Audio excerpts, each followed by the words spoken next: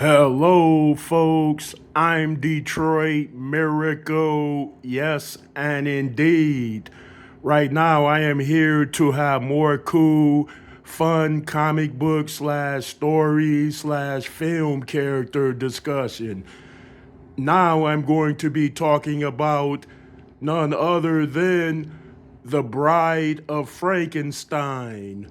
Yes, folks, and I'm going to do power comparisons between the Bride of Frankenstein's characterizations in comic books, other types of anime, and a live action accounting of her.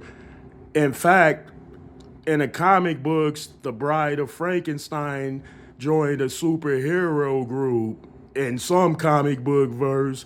So in the comic books, she, of course, is an immortal who's lived hundreds of years. So she made it into the modern era. And Lady Frankenstein has amazing strength, durability, stamina. She doesn't even need to eat. Dr. Frankenstein built the Frankenstein monsters like that to not need substances of food. So in the comic book, she fights enemies and evil. So they characterize her as being a good gal in the comic books.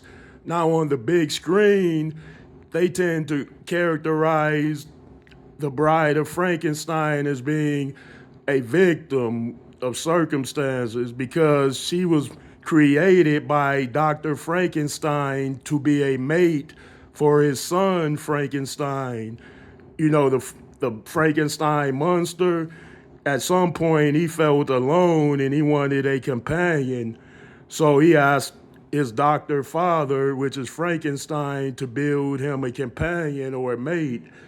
So when the doctor did that, he of course made her into a pretty woman who had pretty features. So Frankenstein's monster saw her as a goddess. He was like, wow, I'm going to get a goddess bride right here. But she was shown rejecting him outright every time he tried to show affection towards her, every time he tried to touch her.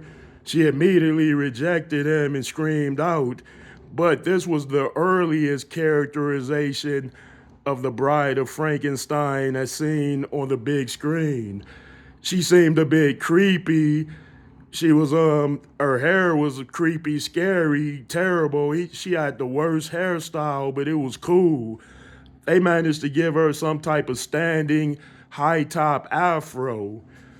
I'm surprised that didn't lead to a trend of hairstyles at that particular era. I believe they showed that in the 1930s, her earliest characterization. And so she was the first person that was Caucasian seen with an afro and a high top fade at the same time. I know that is another story.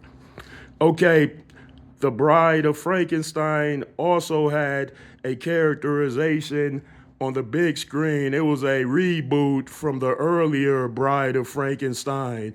So in the newer one, they didn't call it The Bride of Frankenstein, they called it The Bride, and I believe that was in the 1980s characterization of her. So Dr. Frankenstein, in other words, created his son, Frankenstein, a female bride. But it turns out she was extremely beautiful. So I believe Frankenstein, the doctor, wanted to date her himself because she was extremely beautiful. She didn't look like a monster or a creature at all, but nevertheless, she was still the Bride of Frankenstein. So that was a characterization of her seen as a beauty queen, Bride of Frankenstein. Now, there's been reports on another Bride of Frankenstein adaptation coming out, which obviously shows her in the live action again. So we have to wait and see what happens with that. All right, folks, thanks for tuning in and let me know what you think about this.